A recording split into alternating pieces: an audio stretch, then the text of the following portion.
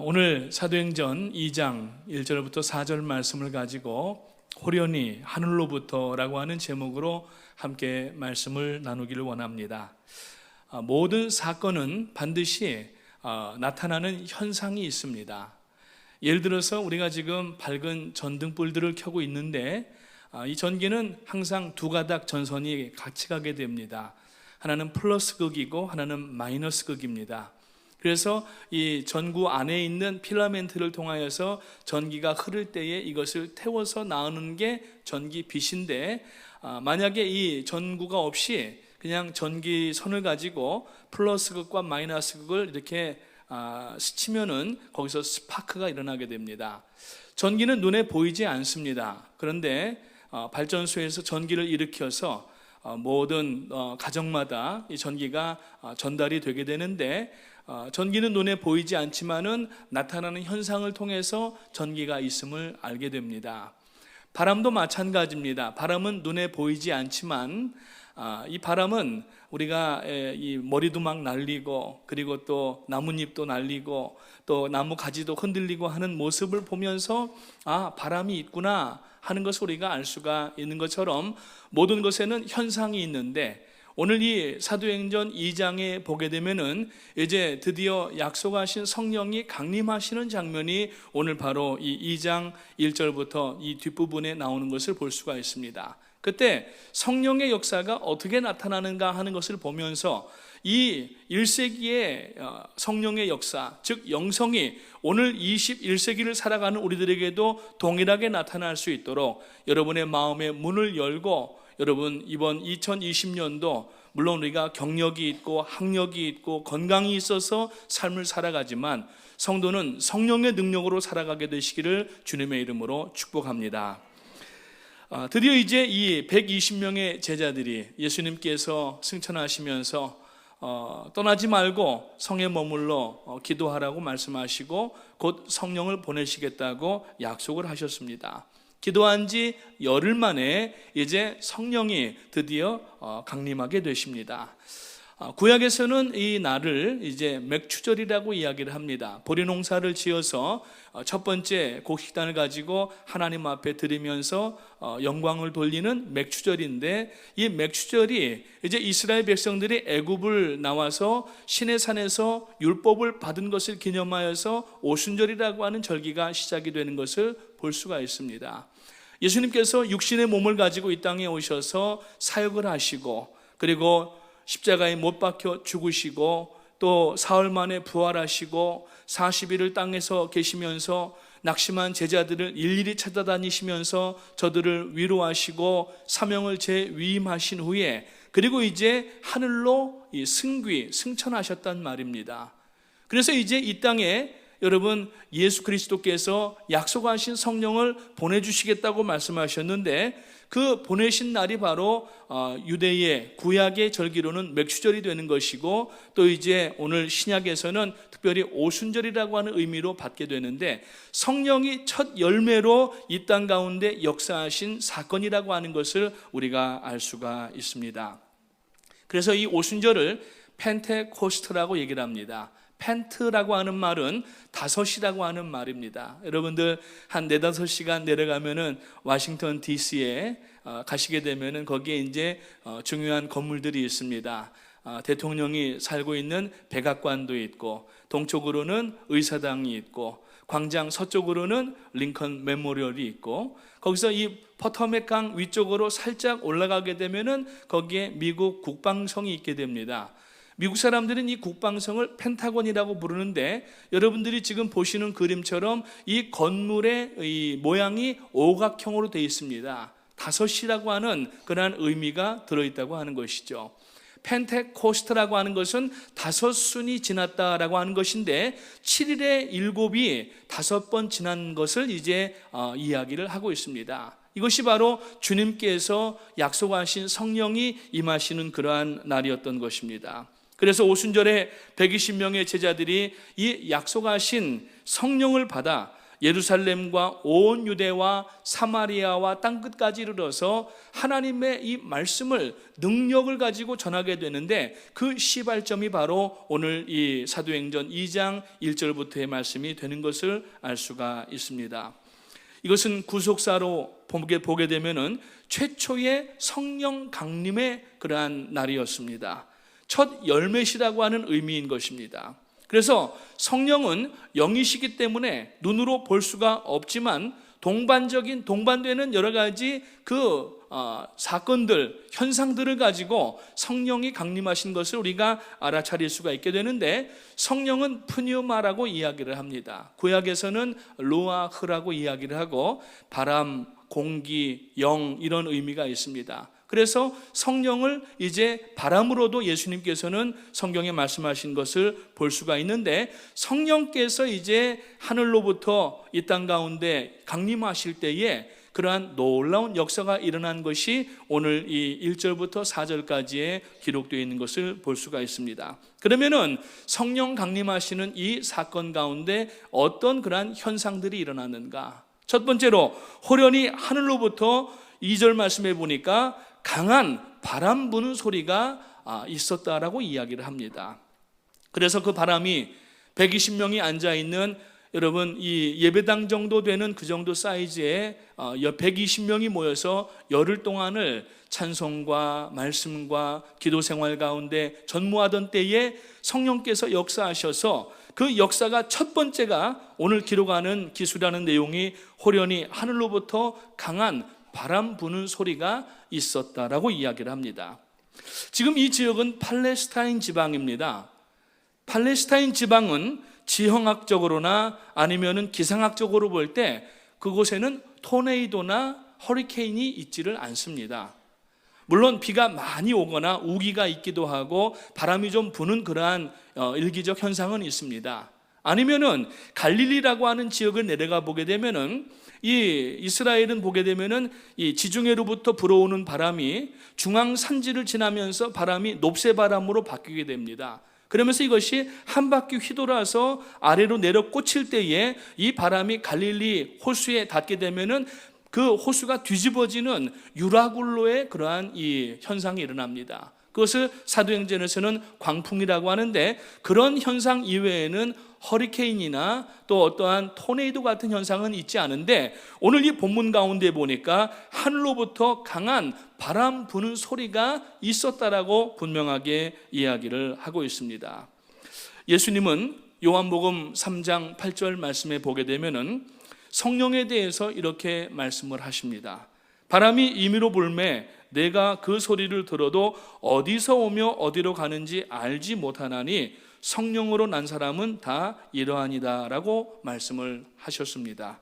바람 자체는 눈으로는 볼 수가 없는 것이지만 부는 것을 통하여서 피부로 느낄 수가 있고, 또 여러 가지 흔들리는 물체들과 이러한 것들을 보면서 바람이, 공기가 있는 것을 알 수가 있는 것입니다. 마찬가지로 성령께서도 영이시기 때문에 어떤 형체가 없으시지만은 역사하실 때의 그 기본적인 성령 역사의 현상들이, 첫 번째가 바람이 강하게 부는 소리를 들었다라고 어떤 가청적인 현상에 대해서 오늘 이 2절 말씀에서 분명하게 이야기를 하고 있습니다.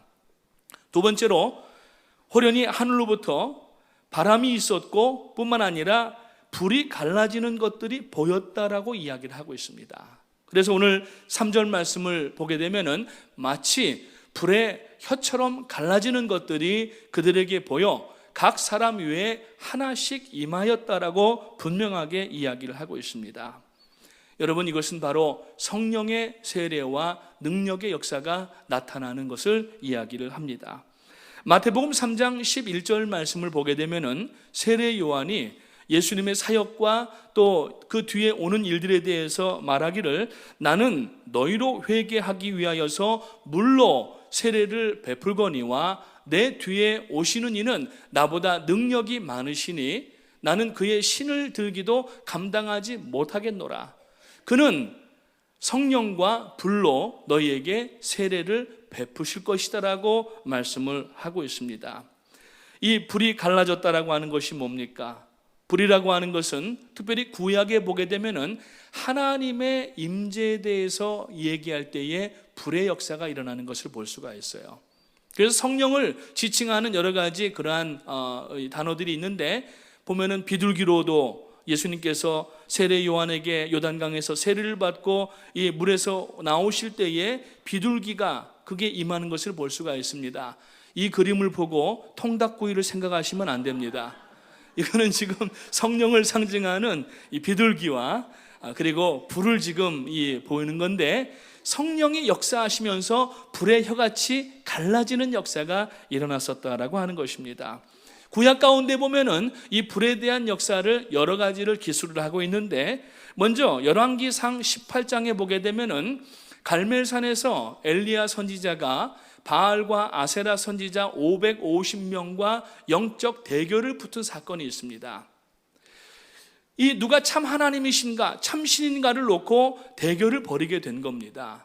그래서 이 바알 선지자들이 자기들의 모든 이 사람들을 다 불러 모았는데 550명이 그 산 위에 가득하게 되었고, 거기에다가 이제 단을 만들어서 제단을 만들어서 제물을 올려놓고 그리고 이제 기도를 하기 시작합니다. 이 제단에다가 불을 내리는 신이 진짜 하나님이다 하면서 550명의 바알과 아세라 선지자들이 이른 아침부터 기도를 하기 시작합니다. 난리 법석이 아닙니다. 뭐 고함을 치고 그냥 막 난리가 아닙니다. 뒹굴고 아무리 해도 정오가 지나는데도 아무런 불은커녕 성냥개비 하나 내려오질 않는 거예요. 그러니까 나중에는 자기들의 몸을 다 자해합니다. 그러면서 했지만은 결국에는 아무런 역사가 일어나지 않습니다. 이제 엘리야 선지자가 나옵니다. 내가 믿는 하나님이 참 하나님이심을 너희에게 증거로 보이겠다고 하면서, 불이 내려와서 태우려면은 여러분 상식적으로 나무나 재물들이 말라 있어야지 잘 타게 되는 건데, 그 재물 위에다가 물을 부었습니다. 거기서 물을 부었다라고 하는 것은 성령의 역사를 기다리는 마음을 이야기를 하는 것이고, 그리고 그 물이 딴 데로 흘러가지 못하도록 그 제단 주변에다가 도랑을 파서 그 물들이 거기에 가득 채워졌는데, 엘리야 선지자가 무릎을 꿇고 간절히 기도합니다. 얼마나 간절히 기도했는지 그의 머리가 이 양 무릎 사이로 들어갈 정도로 간절히 기도했는데, 얼마 되지 않아서 하늘로부터 불이 임하여서 재물을 태운 것뿐만 아니라 그 물에 젖은 재물을 태우고 심지어는 그 옆에 파놓았던 도랑의 물까지도 다 핥았더라고 이야기를 합니다. 그래서 엘리야 선지자가 그 바알과 아세라 선지자 550명을 그 갈멜산에서 이 북쪽으로 보게 되면은 기손 시내가 보이는데, 그 기손 시내로 데리고 가서 전부 목을 칩니다. 그래서 거기에서 이제 죽이게 되죠. 갈멜산을 가시게 되면은 아마 이제 다음 주에 주일날 우리 성지순례가 출발하시게 되는데, 갈멜산을 가시게 될 겁니다. 갈멜산 입구에 이게 지금 엘리야를 이제 석상으로 만들어서 세워놨는데, 이 석상의 특징이 뭐냐면은 지금 이 550명의 이 바알과 아세라 선지자들의 목을 다 쳤는데, 그 맨 위에 보면은 칼이 있는데, 지금 엘리야 선지자가 칼을 들고 있는데 이 칼의 모양이 어떻습니까? 똑바르질 않고 이게 살짝 휘었는데, 왜냐하면은 550명의 목을 치느라고 칼이 휘었다라고 이렇게 저들은 해석을 하고 있습니다.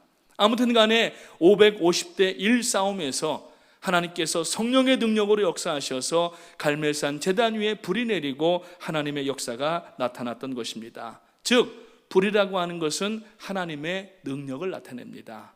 오늘 이 성령의 세례와 능력을 받지 아니하고 불 받지 아니하고 여러분 신앙을 메인테인하는 그것도 어려운 일이고, 더군다나 영혼을 구원하는 전도와 선교 사역을 감당하는 것도 사실은 어쩌면은 불가능한 일이 아닌가 생각이 됩니다. 오늘 이 자리에 계신 사랑하시는 우리 프라미스 교회 뉴저지 성전 여러분, 하나님 앞에 성령의 능력 불받게 되시기를 주님의 이름으로 축원합니다. 두 번째로, 이 불이라고 하는 것은 하나님의 임재를 나타냅니다. 하나님은 영이십니다. 하나님은 눈에 보이는 그러한 사람이 아니시고 물체가 아니십니다. 그런데 하나님은 이스라엘 백성들에게 나타내 보여주시기 위하여서 처음에 이스라엘 백성들이 광야로 들어오면서 두 가지 기둥으로 이스라엘 백성들을 인도하셨는데, 하나는 낮에 그 장렬하는 태양빛을 가려주기 위하여서 구름 기둥으로 인도하시고, 밤에는 그 광야의 일교차가 심하기 때문에 추위를 굉장히 느끼게 된답니다. 그러니까 하나님께서 이스라엘 백성들 가운데 불기둥을 세워주셔서 이스라엘 백성들을 지키시고 저들을 또 쉬게 하셨다고 하는 겁니다. 불은 하나님의 임재를 나타내고 있는 것입니다. 더군다나 여러분, 출애굽기 3장에 보게 되면은 하나님께서 모세를 하나님의 산 시내로 불러 올리십니다. 호렙산이라고도 하는데, 그 산에 올라갔는데 아무도 없는 거예요. 음성만 들리는 겁니다. 그 음성이 떨기가시나무에 불이 붙어 있는 데서 거기서 지금 이 음성이 나오는 거예요. 그러니까 이 모세가 하나님 누구십니까? 당신 누구십니까? 하니까, 여러분, 성경 가운데서 제일 처음 하나님께서 스스로 당신의 존재를 아이덴티파이 하신 데가 바로 출애굽기 3장인데 뭐라고 말씀하셨냐면은 나는 스스로 존재하는 자라. I am who I am. 직역을 하자면은 그냥 나는 나다인데, 이것을 의역을 하게 되면은 나는 스스로 존재하는데 언제부터 존재했느냐? 알 수 없는 태고적부터, 영원 전부터 하나님은 존재해 계시는 하나님이시라고 말씀을 합니다. 그래서 하나님은 그 떨기가시나무에 불이 붙은 상태에서 음성이 나오고, 거기에서 모세가 하나님 앞에 말씀을 듣습니다. 내가 선 곳은 거룩한 땅이니 신발을 벗으라고 해서 신발을 벗고 하나님 앞에 엎드려 그 말씀을 받고 돌판 가지고 이제 이스라엘 백성들 가운데 내려오는 것을 볼 수가 있습니다. 불은 하나님의 임재입니다. 오늘 여러분, 하나님의 임재를 체험하고 계십니까? 지금 불이 떨어지고 있습니까? 여러분, 그러기 위해서는 우리가 성령의 능력을 받아야 된다는 얘기예요. 성령의 세례를 받아야 된다는 얘기예요. 성령 세례 받지 아니하고는 첫째는 우리들의 죄악을 태울 수가 없고, 둘째로는 우리들이 나갈 길을 밝힐 수가 없다고 하는 것입니다. 하나님의 존재하심으로, 하나님의 현현하심으로, 하나님의 임재하심으로 이번 2020년도 한 해 동안에 하나님과 동행하시는 하나님의 친구들이 되시기를 주님의 이름으로 축복합니다. 세 번째로, 이 불이라고 하는 것은 하나님의 거룩하심을 나타내는 징표가 되는 것입니다. 이 구약의 대부분의 제사들은 불로 태워서 드리는 번트 오퍼링이었습니다. 그래서 제물을 태우든지 여러 가지 이것들을 태우는데, 이 이사야 선지자가 이사야서 6장에 보게 되면은 하나님께서 부르시는데 자기가 입술이 부정한 자라고 이야기를 합니다. 그러면서 자기 입술을 지져달라고 이야기를 합니다.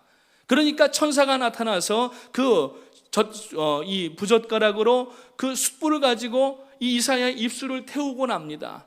그래서 정결해지게 되고, 정결함을 받은 이사야가 주여 내가 여기 있사오니 나를 보내시옵소서, 이제 능력받고 성결하여지고 하나님의 구원을 향하여서 나가는 모습을 볼 수가 있는 것입니다. 오늘 예수 믿고 구원 얻은 성도는 한 사람도 예외 없이 복음을 전해야 될 사명이 있다고 누차 말씀을 드렸습니다. 그 사명을 감당하기 위해서 우리는 먼저 성결해야 됩니다. 성결해지지 않으면은 하나님의 능력을 받을 수가 없고 하나님의 역사를 감당할 수가 없게 됩니다. 사랑하는 성도님 여러분, 오늘 여러분 성령의 불이 임할 때에 우리 안에 죄가 태워지고 하나님 앞에 깨끗하게 되고 입술이 새로워져서, 오늘 여러분 사도행전 2장에서는 그 불의 능력의 역사로 말미암아 이제 뒤에 가서 말씀을 나누지만은 새 말을 하기 시작했는데 그게 바로 방언이라고 이야기를 하고 있다고 하는 것입니다. 오늘 예수 믿고 신앙생활 하시면서 성령 세례 받으시고 불 받게 되시기를 주님의 이름으로 축복합니다. 어떤 분은 불 받았다고 하면은 시끄럽다고 해서 그런 신앙을 저급한 신앙으로 치부해버리고 많은 분들이 있는데 그게 아닙니다. 성령 받으면 뜨겁기 때문에 그럴 수밖에 없다고 하는 것입니다. 오늘 저희가 속해 있는 교회, 여러분 이 교회가 속해 있는 교단이 미 하나님의 성에 오순절 운동하는 교단입니다. 바로 지난주에도 말씀드렸지만은 1914년도인가요? 1914년도에 그 알칸소 핫스프링에서 그 캘리포니아 아주사 스트리트에서 은혜를 받았던 300명의 목사님들이 모여서 이 1세기에 일어났던 성령의 역사를 20세기와 이 이후에 21세기와 오고 오는 세대 가운데에서 이 일을 감당해내자고 모여서 시작한 교단이 미 하나님의 성회 Assemblies of God이라고 하는 교단입니다. 오늘 여러분들은 바로 그 교단에 속해 있는 교회 가운데 계시는 성도님들입니다. 오늘 우리가 능력받지 아니하고 오늘 우리가 성령 받지 아니하고 누구에게 성령 받으라고 하고 누구에게 능력 받으라고 이야기를 하겠습니까? 하나님 앞에 여러분 이번 한 해 능력 받고 신앙생활 하실 뿐만 아니라 사명을 감당하는 여러분 되시기를 주님의 이름으로 축복합니다. 그동안 저희들 너무 뜨뜻미지근했습니다. 모든 것들이 다 잘되고 형통하니까 하나님 앞에 나와서 기도하는 시간이 점점 줄어버렸습니다. 옛날에 60년대 말, 70년대, 80년대 중반까지 한국이 무섭도록 기도하던 그러한 나라였습니다. 그런데 어느 순간에서부턴가 보니까 기도하는 일이 점점 줄게 되고 이론과 논리만 앞세우고 하나님 앞에 아뢰지 아니하는 이러한 습관 가운데 있는 교회가 돼버리고 있다고 하는 사실입니다. 지금 작은 불씨가 남아있을 줄로 믿습니다. 그래서 지난 금요 예배 때에도 우리 성령 받자고 하면서 우리가 예수님께서 기도하신 모범을 따라서 기도하자고 하면서 다 앞자리로 나와서 정말 목청이 터지도록 하나님 앞에 부르짖어 기도하는 그러한 일들이 있었습니다. 주일 예배에는 우리가 여러분 그렇게 기도하기가 어렵습니다. 회중 예배고 또 우리가 순서들이 있고 뒤에 다른 또 여러 가지 순서들이 있기 때문에 못하지만 새벽 예배를 나오셔서 금요 예배를 나오셔서 여러분의 목장 예배에서 성령의 능력과 불이 임하는 그러한 신앙생활 되시기를 주님의 이름으로 축원합니다. 세 번째로 이제 호련히 하늘로부터 어떤 역사가 또 일어났냐 하면은 각기 다른 방언으로 말하기를 시작했다고 오늘 4절 말씀에서 기록하고 있습니다. 우리 한번 큰 목소리로 사도행전 2장 4절을 읽어보겠습니다. 시작.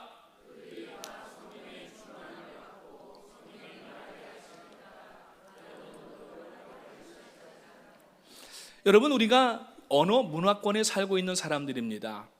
그래서 한 언어 문화권에서 태어난 사람은 자연적으로 성장하면서 그 언어를 배우게 되고 또 지금이야 언어가 발달을 해서 외국어도 연습을 하고 훈련을 해서 습득을 하지만은 이 당시에는 자기들 언어밖에는 모르는 그러한 상황이었는데 호련히 하늘로부터 성령의 역사가 내려오기를 시작하면서 각기 다른 방언으로 말하기를 시작했다고 오늘 4절에서 분명하게 얘기를 합니다. 만약에 어떤 사람이 전혀 배워보지도 않은 말을 자기의 입에서 나온다고 하면은 아마 깜짝 놀라게 될 것입니다. 지금 이 마가의 다락방에서 120명의 성도들이 제자들이 이러한 일들을 경험하고 있다고 하는 것입니다.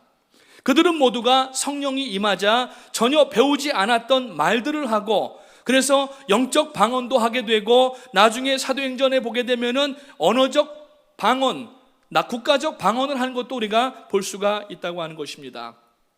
하나님인 예수님께서 이 땅에 계실 때에도 자신이 전혀 배우지 않은 말을 하신 적은 성경에 기록되어 있지 않습니다. 그는 자신이 배운 말씀대로 증거하셨고 특별히 구약 성경의 말씀들을 대부분 인용하여서 말씀을 전하셨습니다. 그런데 지금 이 마가의 다락방에 모인 120명의 성도들은 전혀 배워보지도 않은 말을 지금 하기를 시작하였다고 하는 것입니다. 이 얼마나 놀라운 역사입니까?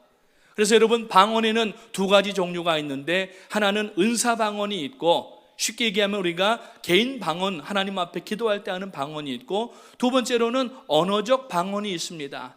성경에는 이 두 가지 기록이 다 나와 있습니다. 여러분 선교사님들이 선교지에 나가서 방언으로 기도하지 않으면 사역이 어렵다고 고백하는 이야기를 여러 번 들었습니다. 제가 어릴 때에 이제 막 청년부 들어가고 저희 중고등부를 담당하시던 전도사님이 한 분이 계셨어요. 나중에 목사 안수 받으시고 선교사가 되셔서 1986년도에 볼리비아로 가셔서 지금까지 한 40년 가까이 지금 선교 사역을 하시는 선교사님이 계시는데 저희가 속해 있던 교단과 학교가 대한예수교 장로의 합동 측이에요. 방언에 대해서는 인정을 안 했던 상황이었습니다. 지금은 이제들 많이들 달라지셨죠. 그러니까 학교에서도 방언은 하지 말라고 얘기를 하고, 저희들을 가르쳐 주셨던 분들도 방언은 잘못된 거니까 하면은 안 된다고까지 얘기하는 소리를 저는 제 귀로 직접 들었던 사람입니다.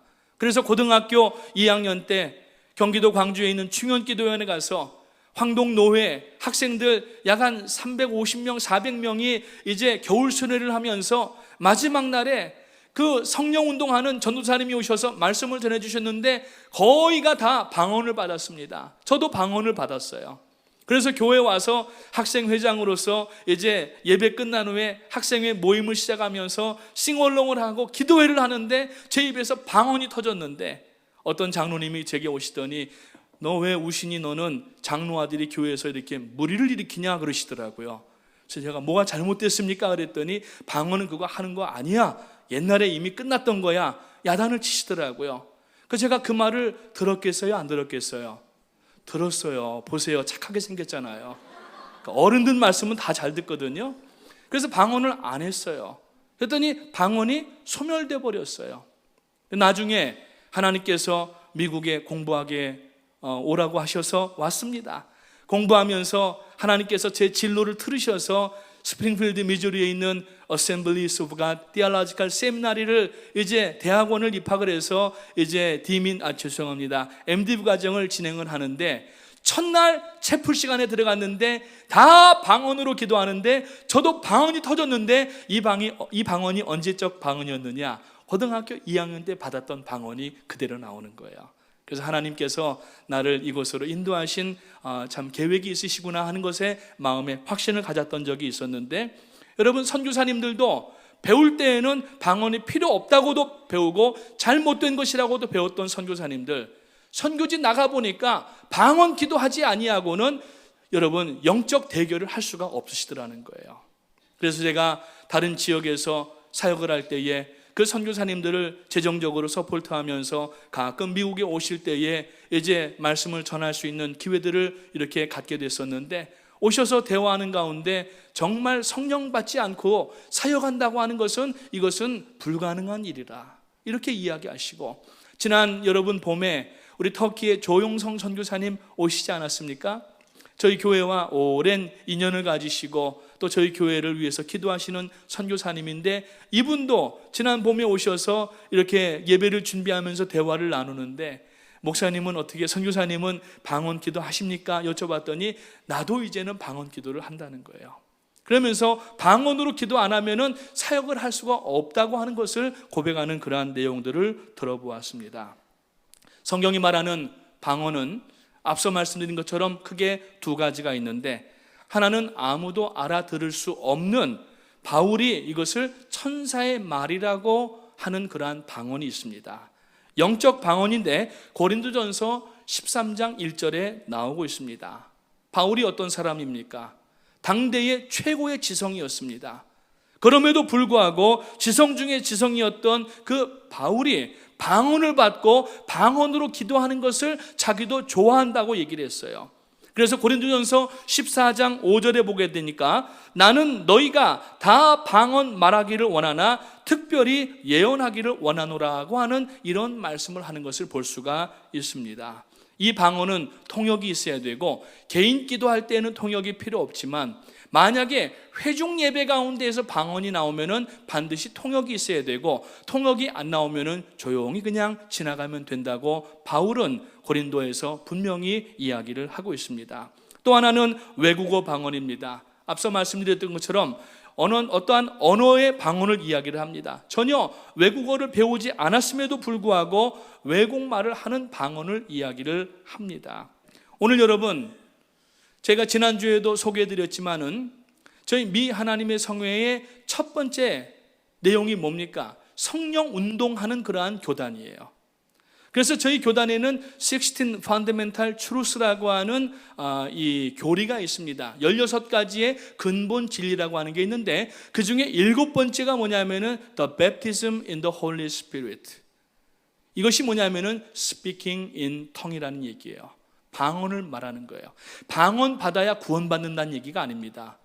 방언 받아야 여러분 이게 다라고 얘기하는 건 아닙니다. 그런데 저희 미 하나님의 성회에서는 지금 사도행전 2장의 말씀을 가지고 방언을 받는 것이 성령 세례 받는 첫 번째 외적 증거라고 얘기를 하고 있어요.